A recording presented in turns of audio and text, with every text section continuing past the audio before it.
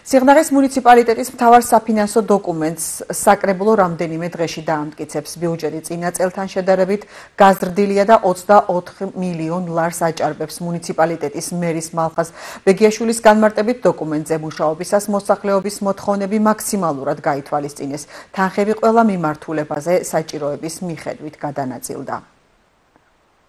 რა თქმა უნდა, რომ ჩვენ პრიორიტეტად რჩება ინფრასტრუქტურული პროექტები, იცით რომ რეგფონდებიც შესაბამისად ეხმარება ინფრასტრუქტურულ პროექტებში და ჩვენ ვალდებულება გვაქვს თანამონაწილეობის, ასე რომ ეს პრიორიტეტი ასედაც და ისედაც ადგილობრივი და ფედერალური ბიუჯეტის შეთანხმებული პრიორიტეტად შეიძლება ჩავთვალოთ, შემდეგ საგანმანათლებლო მიმართულება მუნიციპალიტეტში ერთ პრიორიტეტად რჩება ისე ყველამდელი საავადმყოფო დაწესებულებები შესაბამისად მე უკვე დასუფთავების ნაწილის გარემოს დაცვა დასუფთავება ანუ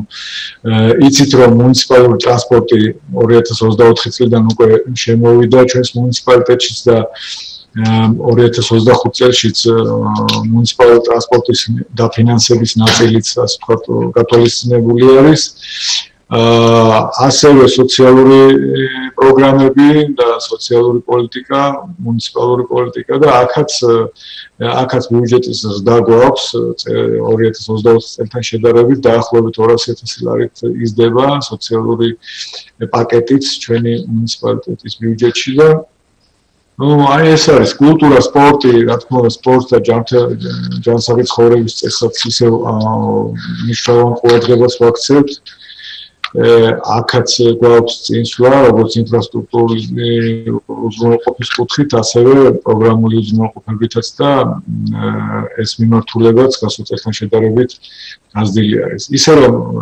შესაბამისად, რამდენადაც გაიზარდა 2025 წლის ბიუჯეტი 24 წელთან და წინარე წლებთან, ამან მოგვცა შესაძლებლობა, რომ ყველა მნიშვნელოვანი ძირითადი მიმართულებით მეტნაკლები, ასე ვთქვათ, თანაფარდობით გაგვეზარდა დაფინანსებები და ეს დარწმუნებული ვარ, რომ 2025 წლის განმავლობაში და შემდეგშიც მოსახლეობის, ასე ვთქვათ, სერვისების თუ სხვა კუთხით ძალიან კარგი და პოზიტიური ასახოს